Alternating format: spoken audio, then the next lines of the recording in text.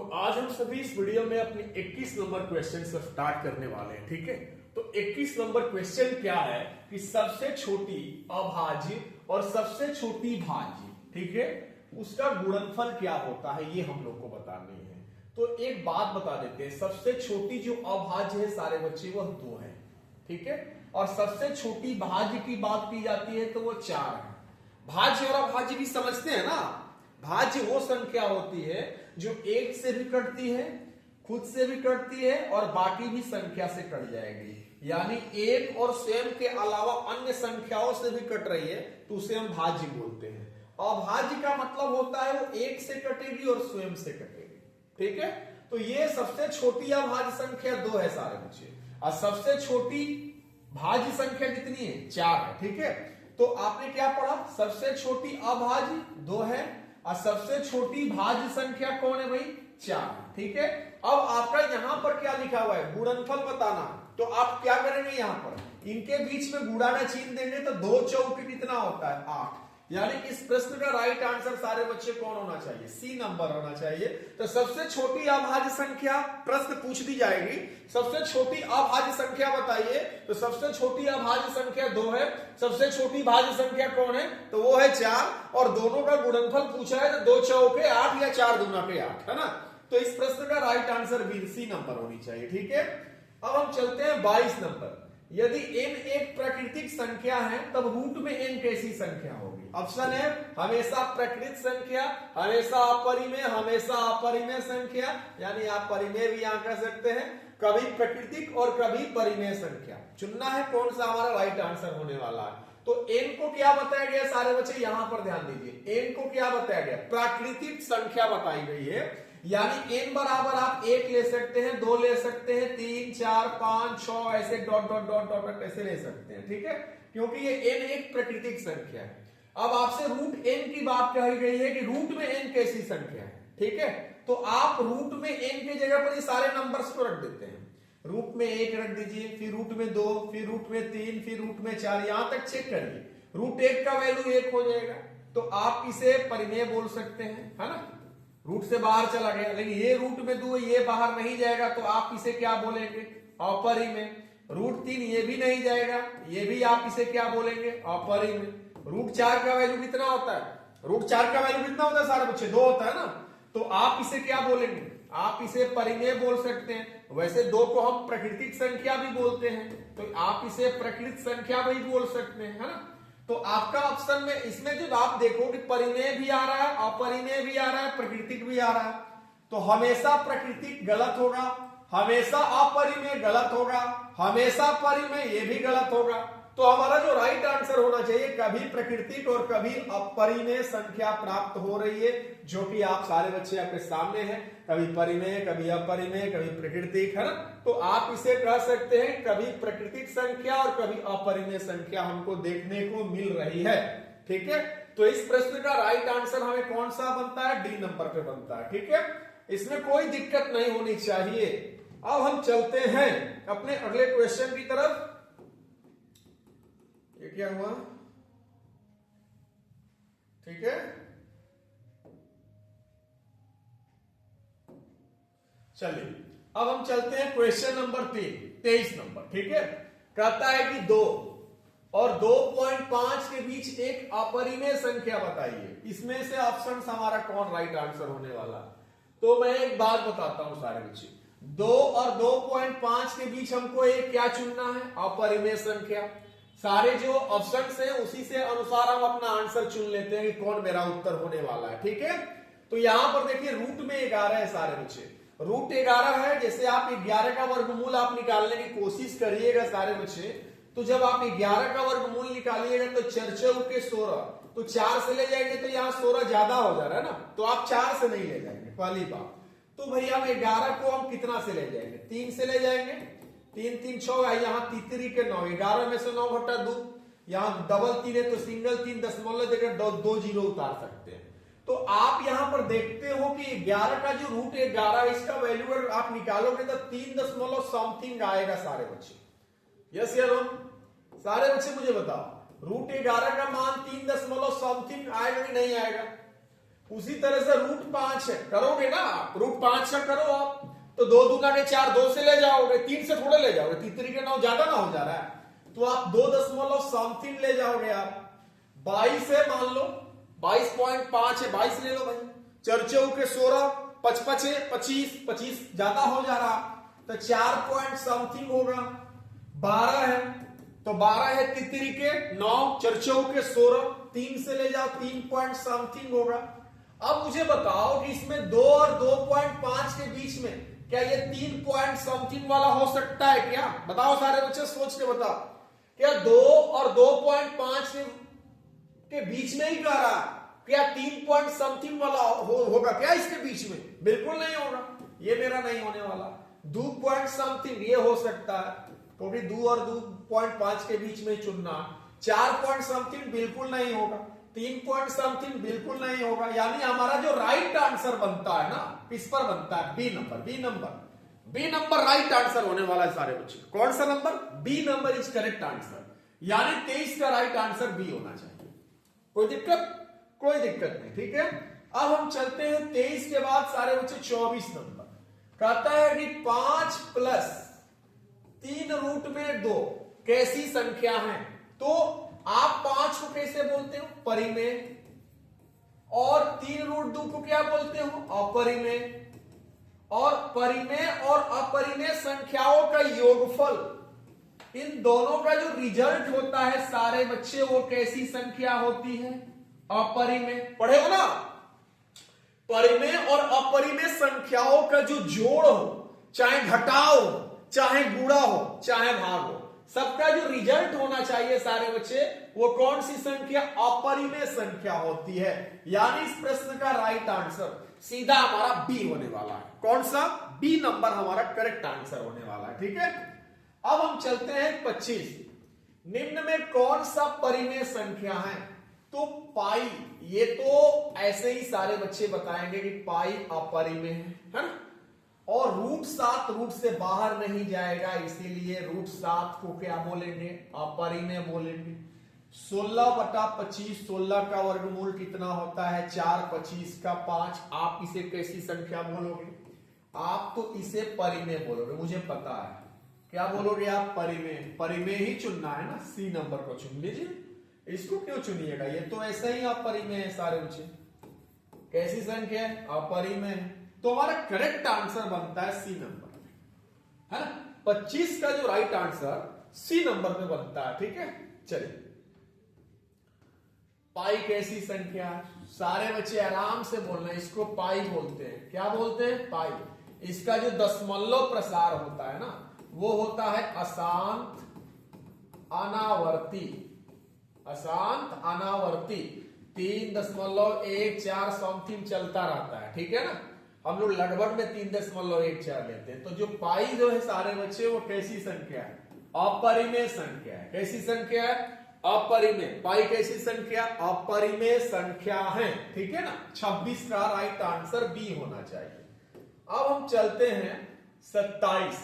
कौन अपरिमेय नहीं है? ठीक है, तो √10 कैसी है? ये तो रूट से बाहर नहीं आएगा, अपरिमेय हो जाएगा ना। 24 ये भी नहीं आएगा, ये भी क्या हो जाएगा? अपरिमेय हो जाएगा। 35 भी नहीं आएगा, ये भी क्या हो जाएगा? अपरिमेय हो जाएगा। लेकिन रूट में 121 है, इसका मान 11 होगा। कितना होगा सारे बच्चे? 11। परिमेय संख्या को दर्शाएगा ये, क्योंकि 11 में 11 से गुना होता है ना, 121 आता है, ठीक है ना। इसलिए सारे बच्चे रूट में 121 का वैल्यू 11 होगा, और 11 होगा, इसलिए सारे बच्चे इससे परिमेय बोल दीजिएगा, ठीक है ना। चलिए, तो 27 का राइट आंसर डी नंबर होनी चाहिए। 28। निम्न में कौन सा अपरिमेय नहीं है? ठीक है, अपरिमेय नहीं है। 64 का वर्गमूल 8, 81 का 9। भैया ये कैसी संख्या है? ये तो परिमेय है ना। और ये परिमेय और अपरिमेय का गुणनफल क्या होता है? अपरिमेय। ये तो सीधा सीधा अपरिमेय को बता रहा है। ये भी आपका अपरिमेय को बता रहा है ना। और ये भी आपका अपरिमेय को बता रहा है, यानी कि राइट आंसर कौन बनता है हमारा? ए। कौन बनता है? ए नंबर हमारा सही है, ठीक है। 8/9 रूट से बाहर चला गया इसलिए परिमेय, और बोला अपरिमेय नहीं वाले पे टिक लगाना है, यानी कि ए नंबर, ये अपरिमेय नहीं है, ठीक है। 28 के बाद हम 29 पे चलते हैं। निम्नलिखित में कौन से भिन्न का दशमलव प्रसार शांत है? शांत पूछा है ना, तो देखो कैसे शांत पता करते हैं। देखो 11 बटा में कितना लिखा है? 700, ठीक है।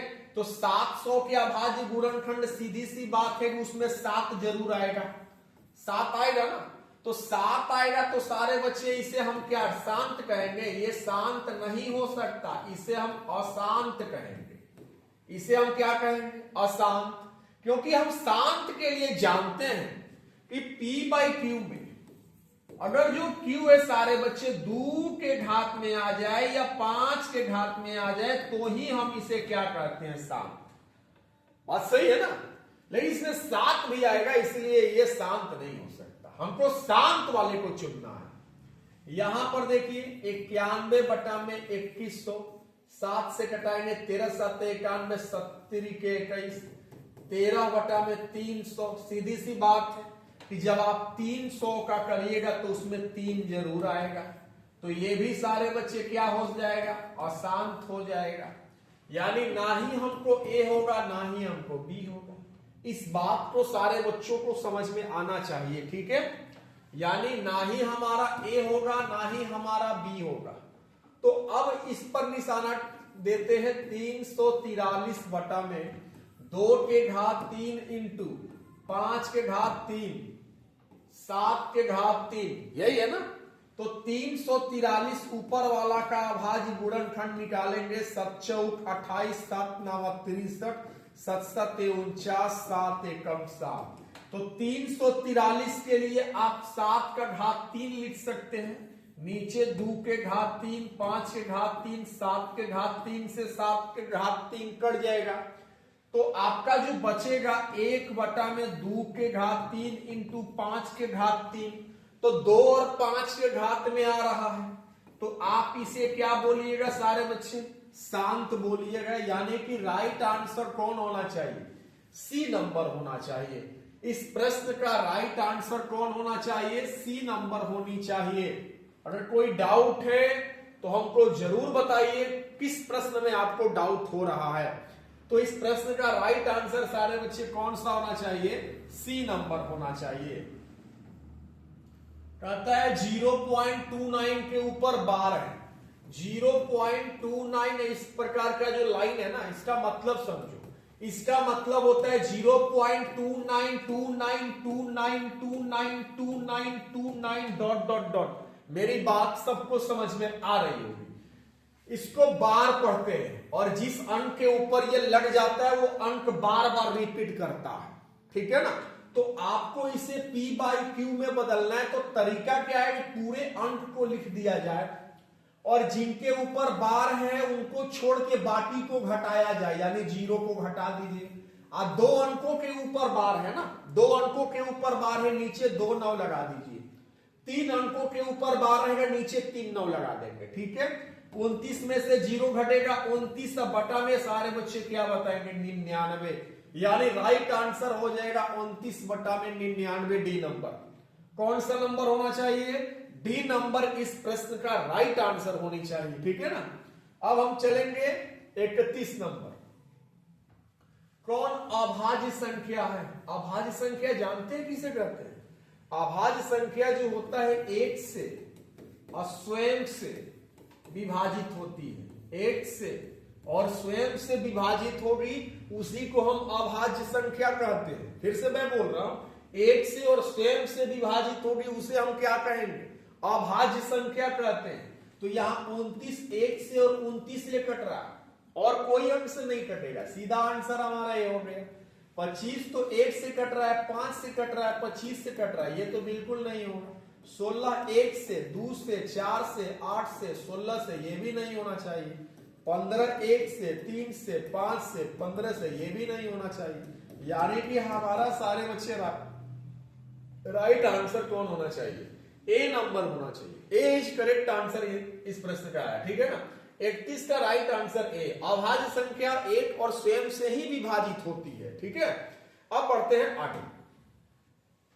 32 नंबर, सबसे छोटी अभाज्य संख्या, सबसे छोटी अभाज्य संख्या 2 है सारे बच्चे। 2 सबसे छोटी अभाज्य संख्या, 2 सबसे छोटी अभाज्य संख्या है। सबसे छोटी अभाज्य संख्या 2 है, ठीक है। 2 वाले पे टिक लगाइए। निम्नलिखित में कौन सबसे छोटी संयुक्त संख्या है? संयुक्त संख्या मतलब भाज्य संख्या, संयुक्त संख्या मतलब भाज्य संख्या। कंपोजिट नंबर 4 सबसे छोटी, 1 से भी कटेगा, 2 से भी कटेगा, 4 से भी कटेगा, यानी 1 और स्वयं के अलावा और संख्याओं से कटती है, उसे हम संयुक्त या भाज्य संख्या कहते हैं। सबसे छोटी संयुक्त संख्या सारे बच्चे 4 होती है। कौन होती है? 4 होती है, ठीक है। चलिए 35 के बाद 34, 2 परिमेय कितने हैं? 2 परिमेय संख्याओं का मस लस बराबर है, तो संख्याएं अवश्य ही होंगी अभाज्य सह अभाज्य यौगिक की समान। इनमें से राइट आंसर कौन होगा? 2 परिमेय संख्या ले लेते हैं, मान लीजिए 10 ले लिए, 10 ले लिए। दोनों परिमेय संख्याओं का मौसा, अगर मैं कहूं सारे बच्चे की 10-10 का मौसा बताइए तो 10 ही होगा। अगर 10-10 का सारे बच्चों से पूछूं कि मुझे लौसा बताइए तो भी 10 ही होगा। बात समझ में आई ना? यानी अगर संख्या सेम होगी तो मौसा भी सेम, लसा भी सेम। तो सीधी सी बात है कि हमारा राइट आंसर डी वाला होना चाहिए कि जो दोनों संख्याएं अवश्य ही होंगी, तो अवश्य ही दोनों संख्याएं समान होंगी। 20-20 का मैं पूछूं मौसा क्या होता है? 20 होता है। 20-20 का मैं पूछूं लसा क्या होता है? 20 भी होगा। कोई दिक्कत है क्या? कोई दिक्कत इसमें नहीं होनी चाहिए, है ना। दोनों संख्याएं समान होंगी तो लसा भी वही होगा, मौसा भी वही होगा, चीट भी वही होगा, पट भी वही होगा, है ना। तो सारे बच्चों ने देखा 34 नंबर। 35 परिमेय संख्या 2 के घात 3 बटा 2 के घात 3 इंटू 5 घात 2 का दशमलव प्रसार कैसा होगा? 2 5 के घात में होगा, बड़का सा लिखना है, शांत होगा। 2 5 के घात में रहेगा, सीधी सी बात है, शांत होगा। 2 5 के घात में रहेगा तो क्या बोलना है? शांत होगा। क्या होगा? शांत होगा, ठीक है। 36 नंबर, निम्नलिखित परिमेय संख्याओं में से किसका दशमलव प्रसार अशांत आवर्ती होता है? तो मैं फिर से बता दूं सारे बच्चे, यहां पर क्या हो जाएगा? इसका तो शांत होगा क्योंकि 2 और 5 के घात में है। यहां भी देखिए 40 है, 40 का करिएगा 2 से 20, 2 से 10, 2 से 5, 5 एकम 5, तो 2 और 5 के ही घात में आएगा। सीधी सी बात है, इसमें भी शांत। इसमें देखिए 77 बटा में 210, 7 एकम 7, 7 एकम 7, 70 के 21, इसमें 3 भी आ जाएगा। जब आप 30 का भाज्य गुणनखंड करिएगा ना तो 2 से 15, 3 5 15, 5 एकम 5, 3 भी आएगा। इसलिए सारे बच्चे आप इसे क्या बोलिएगा? आप इसे, ये तो आपका हो जाएगा शांत, ये भी क्या हो जाएगा? शांत। लेकिन ये क्या हो जाएगा? अशांत। क्या हो जाएगा? अशांत। और इसको भी आप सारे बच्चे करके देख लीजिएगा। 160 है, 2 और 5 के ही घात में आएगा 60, है ना, 160। तो अशांत आवर्ती जो होगा हमारा कौन सा नंबर? सी नंबर, वही सी नंबर करेक्ट आंसर होने वाला है, ठीक है ना। चलते हैं। सबसे छोटी संख्या क्या बोला अभी? सबसे छोटी संख्या और सबसे छोटी अभाज्य संख्या, यानी यहां सबसे छोटी भाज्य संख्या है और सबसे छोटी अभाज्य संख्या का मौसा कितना होगा? तो सबसे छोटी भाज्य संख्या सारे बच्चे 4 और सबसे छोटी अभाज्य संख्या मैंने बार बार पढ़ाया है 2, है ना। सबसे छोटी भाज्य 4, सबसे छोटी अभाज्य 2। अब 2 4 का मौसा निकालते हैं, 2 दूना के 4, यानी कि सारे बच्चों मौसा कितना आएगा? मौसा 2 आएगा, यानी राइट आंसर बी नंबर होना चाहिए। कौन सा? B number. 6 8 और 22 का लस और मस का अनुपात पूछा गया। क्या पूछा गया? अनुपात। तो लसा निकालते हैं 6, 8, 22 का, दू से ले जाते हैं द्वितीय 6, दू 6 ऊपरी 8, 11 दूना के 22। अब नहीं जाएगा, नहीं जाएगा ना। चलिए लसा निकालते हैं 2 गुणे 3 गुणे 4 गुणे 11, द्वितीय 6, 6 चौके 24, 24 गुणे 11, 11 चौके 44, हासिल 4, 11 दूना 22 और 4 26, कितना? 264। और इसका मौसा निकालिएगा 6, 8 और कितना है 22 है, इसका मौसा सारे बच्चे 2 आएगा। तो अब से अनुपात पूछा है। अनुपात किसका अनुपात? लसा बटा मसा, लसा बटा मसा का अनुपात। लसा कितना है? 264, 264 हो गया। मौसा कितना है? 2। समझ रहे हैं आप? अब आप 2 से कटाइए, 2 1 कम 2, 2 1 कम 2, 2 3 6, 2 दूना के 4, कितना आ जाएगा सारे बच्चे? 132 अनुपात 1। राइट आंसर कहां है? ए नंबर 132 अनुपात 1। किसी को डाउट हो रही है? 132 अनुपात 1 इस प्रश्न का राइट आंसर होने वाला है। ठीक है, चलिए दो संख्याओं का गुणनफल 8670 है, उनका HCF 17 है, तो LCM क्या होगा? ठीक है, तो मैंने बोला था कि आप लोगों से अगर पूछा जाए कि लसा क्या हो, तो आपको एक सूत्र याद रखना है। दो संख्याओं का गुणनफल, दोनों संख्याओं का गुणनफल, अब बटा में क्या बोल देना है? मौसा। जब मौसा पूछेगा तो दोनों संख्याओं का गुणनफल बटा में लसा। यानी आपने फॉर्मूला पढ़ा है कि दो संख्याओं का गुणनफल बराबर होता है लसा गुणे मसा। तो यहां पर आप देखिए कि दोनों संख्याओं का जो गुणनफल है वो 8670 है और मसा हमारा कितना है सारे बच्चे? 17 है। तो आप 8670 में 17 से भागा दीजिए, 17 5 85, 1 7, 17 एकम 17 और ये 0 उतर जाएगा, है ना। यानी कितना आएगा? 510। कितना आएगा? 510। सारे बच्चे इस प्रश्न का राइट आंसर डी नंबर होना चाहिए। लसा पूछेगा तो बट्टा में मसा दीजिए, मसा पूछे तो बट्टा में लसा दीजिए। दो संख्याओं का गुणनफल बराबर लसा गुणे मसा, जरूर जुबान पर रखिए आप इसे। चलिए 40 नंबर कहता है यदि दो संख्याओं का HCF कितना है भाई? 25 है और LCM कितना है? 50 है, तो संख्याओं का गुणनफल क्या होगा? तो मैंने बोला था ना, पहली संख्या गुणे दूसरी संख्या बराबर क्या होता है? पहली संख्या गुणे दूसरी संख्या बराबर होता है लसा गुणे मसा होता है। तो लसा कितना है भाई? 50 और मसा कितना है? 25, है ना। तो 50 में और 25 में गुणा कर दीजिए। 50 25 पांचे 125 और 0 1 लगा दीजिए, यानी 1250। Right answer D number. कौन सा होना चाहिए? डी नंबर इस प्रश्न का राइट आंसर होना चाहिए। ठीक है, अब हम चलते हैं 41। सबसे छोटी पूर्ण वर्ग संख्या जो 16, 20 और 24 में प्रत्येक से भाज्य हो वह कौन सी है? सबसे छोटी भी होनी चाहिए, पूर्ण वर्ग संख्या भी होनी चाहिए, 16, 20, 24 से भाज्य भी होना चाहिए। बाप रे बाप, इतना बड़ा प्रश्न दे दिया। सबसे पहला नंबर सबसे छोटी भी होना चाहिए, पूर्ण वर्ग संख्या भी होना चाहिए। पूर्ण वर्ग संख्या मैं बताऊंगा सारे बच्चे, उसका जोड़ा लग जाना चाहिए, 16, 20 और 24 से विभाजित भी होना चाहिए। तो ऐसे प्रश्न के लिए आप आराम से जिस तरह से लसा बनाते हैं वैसे आप लसा बनाइए। तो कितना से आप ले जाएंगे? 2 से। 2 8 16, 2 दहिया 20, 12 दूना 24, 2 चौके 8, 2 5 10, 2 छक्के 12, फिर 2 से ले जाइए, 2 दूना के 4, 5 के 5, 2 3 6। ठीक है ना। तो आप यहां लिखेंगे 2 गुणे 2 गुणे 2 गुणे 2 गुणे 5 गुणे 3। समझ में आ रहा? एकदम समझ में आ रहा। तो आप ऐसे लसा बनाते हैं, तो ये तो ठीक है, 16, 20, 24 से भाज्य होना चाहिए, तो हम लोग ये काम करेंगे। लेकिन यहां पर बोला कि पूर्ण वर्ग संख्या भी होना चाहिए। पूर्ण वर्ग संख्या का मतलब क्या होता है सारे बच्चे? पूर्ण वर्ग संख्या मतलब जोड़ा भी लगना चाहिए। लग रहा है इसका?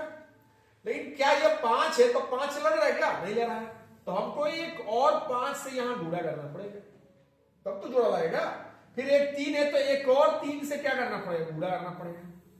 अब देखिए सबका जोड़ीदार बना दिए तो हम कहेंगे ये पूर्ण वर्ग, इसी को नाम दिया जाता है पूर्ण वर्ग। अब ये जो संख्या का गुणनफल होगा ना सारे बच्चे, वो आपका एक पूर्ण वर्ग संख्या प्राप्त हो जाएगा। ठीक है, जैसे 2 दूना के 4, 4 दूना 8, 8 दूना 16, 16 25 80, 80 में 3 से गुणा हुआ, 80 में 3 से 3 वाटे 24, 240 हो गया है ना। फिर आप 5 से 3 से यानी 25 15 से गुणा करेंगे, तो 240 में 15 से गुणा करिए। ठीक है, दिखाई दे रहा है ना सारे बच्चों को? कितना आएगा? 15 0 0, 15 चौके 60 के 0 हासिल 6, 15 दूना 30 6 36, यानी कि इस प्रश्न का करेक्ट आंसर जो होना चाहिए ना वो 36 होना चाहिए।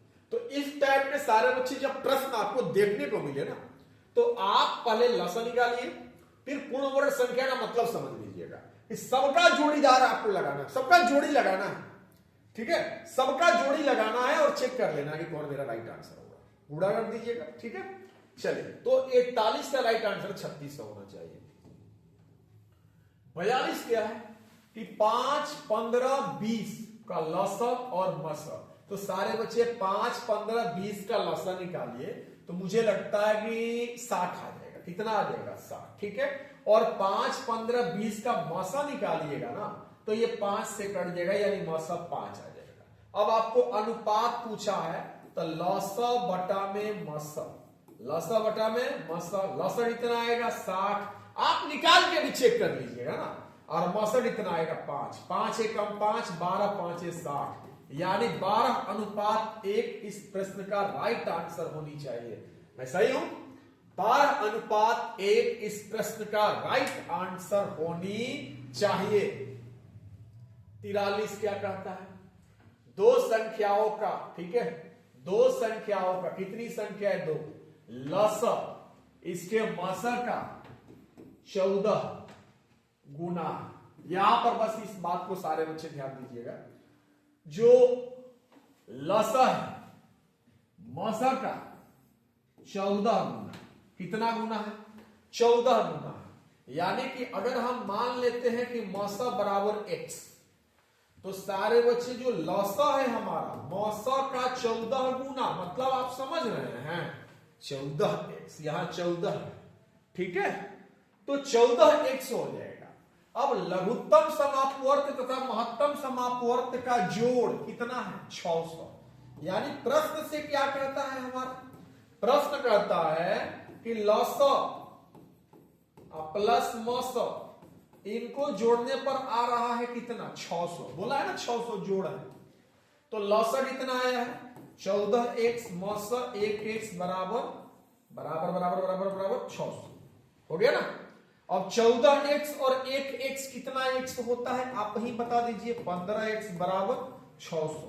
तो x बराबर 600 बटा में क्या हो जाएगा? 15 हो जाएगा। 15 चौका मारेंगे 60 हो जाएगा, एक जीरो और ठेका देंगे 40 हो जाएगा। कितना हो जाएगा? 40। तो आप फिर से सारे बच्चे समझिए कि जो लसा है वो मौसा का 14 गुना है। तो मैंने मौसा को क्या मान लिया? माना मौसा कितना? x, तो लसा कितना हो जाएगा? x का 14 गुना यानी 14x। और लसा प्लस मौसा का जोड़ कितना दिया है? 600 दिया है ना। तो लसा 14x मौसा 1x बराबर 600। सिंपल है। अब 14x और 1x कितना x होता है? 15x होता है। बराबर में कितना हो गया? 600 हो गया। तो 15x बराबर 600, तो 1x बराबर 600 बटा में 15, 15 चौके 60, जीरो जीरो 40 हो जाएगा। यानी सारे बच्चे आप मुझे एक बात बताइए कि आपने जो मौसा x माना था, तो x का मान कितना आ गया? 40 आ गया।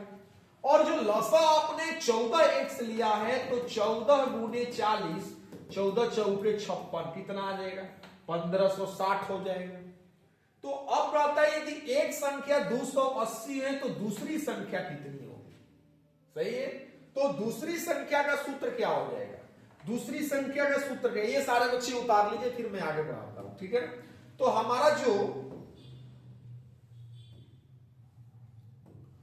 हमारा जो आया है कितना कितना कितना कितना क्या आया है हमारा जो आया है लॉस कितना आया है 14x था तो 14 गुने 40 14 चौके 56 560 और हमने मौसा कितना माना था x और x बराबर कितना आया है 40 आया है ना।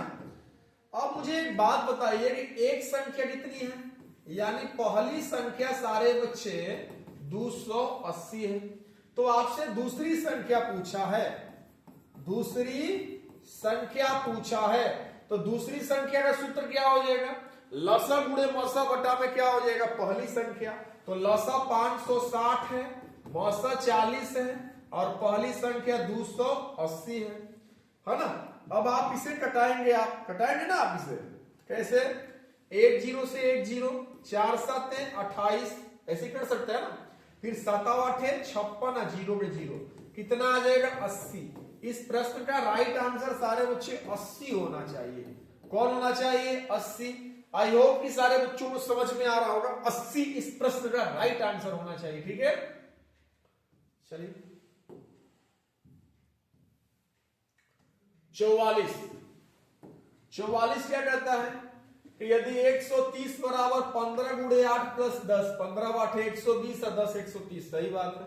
कहते हैं जो मौसा 130 और 15 का होना चाहिए जो मौसा 130 और 15 का होगा वही मौसा 100 और y का होगा। तो पहले एक इसका मौसा आप निकाल के चेक करिए सारे बच्चे कितना आ रहा है मौसा। ठीक है आइए 130 में भाग देते हैं 15 8 120 जीरो यहां पर क्रॉस हो गया फिर यहां पर घेरेंगे 15 उतारेंगे 10 एकम 10 5 हो गया फिर 10 5 दूना के 10 हमारा जो मौसा हो गया वो कितना आ गया 5 आ गया ना। तो जो मौसा इन दोनों का आ रहा है वही मौसा xy का भी होना चाहिए। तो 10 15 और 10 इसका जो सारे बच्चे मौसा निकालिएगा तो इसका भी मौसा 5 ही आएगा। तो मुझे ए नंबर को ही टिक लगाना पड़ेगा।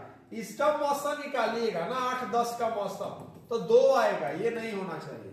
इसका मौसा निकालिएगा तो मुझे लगता है कि 15 8 का मौसा जो होना चाहिए 1 होना चाहिए और इसका जो मौसा होना चाहिए 2 होना चाहिए है ना। आप सारे बच्चे मौसा निकाल के चेक करिए ए वाला का ही मौसा 5 आएगा और इन दोनों का भी मौसा 5 ही होना चाहिए। आई होप कि सारे बच्चों को ये चीजें समझ में आ रही होगी। अब 45 कहते हैं 6x के पावर 4y इन तथा 12xy का महत्तम समापवर्तक यानी मौसा निकालना है। कैसे निकालेंगे मौसा देखिए ध्यान से देखिएगा आप 6x के पावर 4y लिखा है ना तो आप ऐसे कर दीजिए ना कि 6 है तो 2 गुणे 3 2 3 कितना होता है 6। मैं एक तरह से आपको बता रहा हूं विस्तार से ही बता रहा हूं सुनिए ध्यान से ऐसे बनता है कैसे बनाएंगे 6 2 3 6 x के पावर 4 है x 4 बार आप ऐसे लिख दीजिए। मैं आपको समझाने की दृष्टि से बता रहा हूं तो सिंपल में भी बना सकते थे y तो इसको y दे देते हैं। ठीक है अब 12xy 12 है 2 दूना के 4 4 3 12 xy है x गुणे y ऐसे आप कर देते हैं। तो मैंने बोला था सारे बच्चों से कि मौसा वही होता है जो दोनों में कॉमन जो दोनों में क्या हो सारे बच्चे दोनों में कॉमन हो। ठीक है तो दोनों में कॉमन 2 2 हो रहा है दोनों में कॉमन 3 3 हो रहा है दोनों में कॉमन x x हो रहा है दोनों में कॉमन y y हो रहा है कि नहीं हो रहा है बताओ आप। तो 1 2 हो रहा है 3 हो रहा है x हो रहा है y हो रहा है तो 2 3 6 xy यानी इस प्रश्न का राइट आंसर 6xy होना चाहिए। कितना होना चाहिए 6xy होना चाहिए। ठीक है 46 क्या करता है 46 क्या कहता है कि दो संख्याओं का मौसा 15 है और लसा 105 है। यदि उनमें से एक संख्या 5 हो तो दूसरी संख्या मैं फिर से बोल रहा हूं सारे बच्चों से आपको बार बार ऐसे ही प्रश्न आ रहा है। दूसरी संख्या बराबर क्या होता है दूसरी संख्या बराबर होता है लसा गुणे मौसा और बटा में क्या होता है पहली संख्या बटा में पहली संख्या। तो लसा कितना हो जाएगा 105 और मौसा कितना हो जाएगा 15 और पहली संख्या कितनी है 5, 5 से 15 3 बार में, तो 105 में 3 से सारे बच्चे गुणा करेंगे ना। 3 5 15 के 5 हाथ में लागल 1, 3 में 0 से गुणा हुआ 0 1, 3 एकम 3, कितना आएगा 315।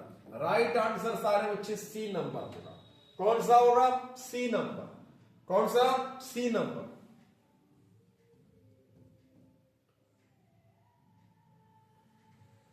अब आते हैं, यदि 65 तथा 117 का जो मौसा है वो इतना के रूप का है तो m का मान क्या होगा। ठीक है, आइए देखते हैं। पहले 65 और 117 का मौसा निकालते हैं। 65 एकम 65, 7 में से 5 घटा 2, 11 में से 6 घटा 5। समझ में आ रहा है ना। अब 65 को घेरिए, 52 को घेरिए, 65 उतारिए। 52 एकम 52, 5 में से 2 घटा 3, 6 में से 5 घटा 1। समझ सही बना रहा हूं मैं। फिर 13 को ऐसे घेरिए, 52 लिखिए। 13 चौके 52। तो आप मुझे बताइए कि यहां पर मौसा कितना हो जाएगा। मौसा सारे बच्चे 13 हो जाएगा। कितना हो जाएगा 13। तो कहता है कि जो इन दोनों का जो मौसा है इसके बराबर है, इसके रूप का। यानी कि आप यहां क्या लिखोगे, चूंकि 65m माइनस 117 बराबर आप लिख सकते हो इसका मौसा कितना आया है 13। समझ रहे हैं सारे बच्चे। इन दोनों का मौसा इस रूप का है, तो इतना बराबर जो मौसा इन दोनों का आ रहा है लिख सकते हैं ना। अब माइनस 117 उधर जाएगा, प्लस में 13 प्लस 117 सही है। अब 65m बराबर 65m बराबर 113 और 17 को जोड़िएगा तो 100 कितना आएगा 30 आएगा। जोड़ के देखिए तो m बराबर क्या हो जाएगा 130 बटा में 65 सही है। 65 दूना 130, यानी m का मान 2 आना चाहिए। m का मान सारे बच्चे कितना होना चाहिए, m का मान कितना होना चाहिए भाई 2 होना चाहिए। इस प्रश्न का राइट आंसर बी नंबर होना चाहिए।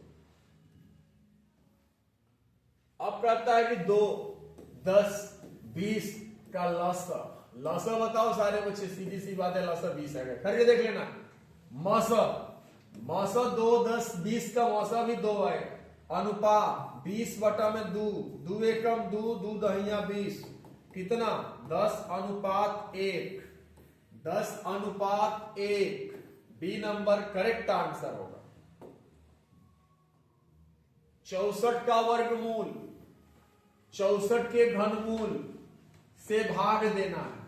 ठीक, 64 का वर्गमूल ऐसे लिखेंगे 64 को, 64 का घनमूल ऐसे लिखेंगे 64 को। इसमें 3 पिया देंगे। समझ में आ रहा है सारे बच्चे। यही वर्गमूल है और यही घनमूल है। इसमें 2 का जोड़ा लगाकर देखेंगे तो 64 का वर्गमूल 8 आ जाएगा। इसमें 3 का जोड़ा लगेगा तो इसका आप देखेंगे तो 4 हो जाएगा, क्योंकि 4 को 3 बार गुणा में रख के 4 को देखिए 64 आ जाएगा, और 8 को 2 बार गुणा में रख के देखिए 64 आ जाएगा। तो यहां पर 64 का वर्गमूल 8 लेकिन 64 का घनमूल 4 होता। अब कहता है भाग दीजिए। अगर जो बोलता कि जोड़ दीजिए तो जोड़ देते हैं, अब बोला है भाग दीजिए तो भागा देंगे। 4 एकम 4, 4 दूना के 8, यानी बराबर में 2। राइट आंसर सारे बच्चे कौन सा होना चाहिए, बी नंबर। कौन सा, B number is correct answer होगा इसका। ठीक है, आगे संख्या रेखा नंबर लाइन पर प्रत्येक बिंदु प्रदर्शित करता है वास्तविक संख्या। करेक्ट आंसर सारे बच्चे। वास्तविक संख्या में सभी प्रकार की संख्याएं आ जाएंगी, परिमेय, अपरिमेय, सम, विषम, भाज्य, भाज्य सब आ जाएंगे। ठीक है, तो सारे बच्चे एक वास्तविक संख्या को प्रदर्शित करता है। आगे 51 नंबर। एक वृत्ताकार पथ पर 3 धावक हैं, एक ही स्थान से दौड़ना प्रारंभ करते हैं और एक चक्कर लगाने में इन्हें क्रमशः 3 घंटा, एक को लगता है 3 घंटा, एक को लगता है 4 घंटा और एक को लगता है 8 घंटा। तो कहता है तीनों का प्रस्थान बिंदु पर पुनः मिलने में लगा समय। तीनों दौड़ते हैं तो तीनों को दौड़ाते हैं, 3 के पहाड़ा पढ़िए, 3, 6, 9, 12, 15, 18, 21, 24, 27 ऐसे पढ़ दीजिए। इसको भी दौड़ाइए, 4, 4 दूना 8, 4 3 12, 4 चौके 16, 4 5 20, 4 6 24, 4 7 28, 4 8 32 डट डट डट। ठीक है, 8 को भी दौड़ाइए, 8 8 दूना 16, 8 3 के 24, 8 चौके 32, 8 5 4, 8 6 48 डॉट डॉट डॉट। ठीक है, अब देखिए तीनों को कब कहां पर मिल रहे हैं सारे बच्चे, देखिए तीनों में कहीं मिल रहा है क्या? 8 तीनों में है, 8 यहां इसमें नहीं है, नहीं। 16 देखिए, 16 इसमें नहीं है। 24 यहां है, 24 यहां है, 24 यहां है। तीनों में मिल रहे नहीं मिल रहे सारे बच्चे, यानी कि तीनों का प्रस्थान बिंदु पर पुनः मिलने का लगा समय कितना घंटा होना चाहिए? 24 घंटा। यानी आप 3 इस प्रकार के प्रश्न का एलसीएम निकाल देते हैं सारे बच्चे। 3 4 8 का एलसीएम निकाल दीजिए, आपका करेक्ट आंसर आएगा 24। कितना आएगा? 24। 52 भाज्य बराबर खाली स्थान गुणे भागफल प्लस शेषफल, रिक्त स्थान में क्या भरा जाएगा? तो भाज्य बराबर होता है भाजक गुणे भागफल प्लस में शेषफल, यही होता है ना। अगर मैं a में भाग दूं b से तो भागफल q आता है, शेषफल r आ गया, तो इसको हम बोलेंगे भाज्य। यहां वाले को बोलते हैं भागफल, क्या बोलते हैं? भागफल। और यहां वाले को क्या बोलते हैं? शेषफल बोलते हैं, सही है ना। और जिस अंक से भाग देते हैं उसको हम भाजक बोलते हैं। ये बात को सारे बच्चे जरूर याद करिएगा। अब आते हैं, बढ़ते हैं।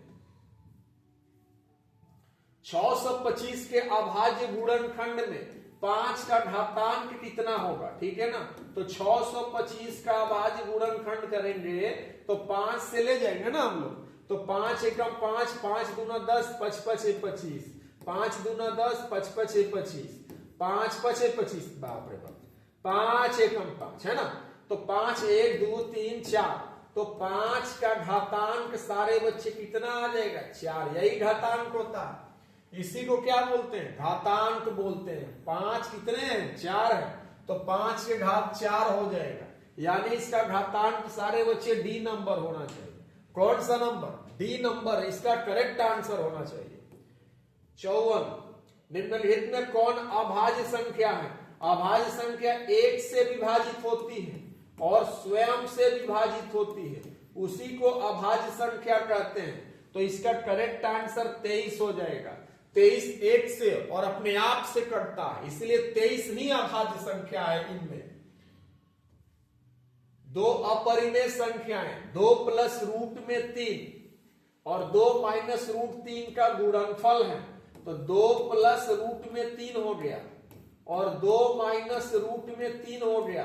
ठीक है ना सारे बच्चे, इनका गुणनफल बोला। एक बात मैं सारे बच्चों को बता दूं, a प्लस बी और a माइनस बी अगर रहता है तो हम लोग बोलते हैं a square minus B square, तो ये फॉर्मूला पर फिट बैठता है ना।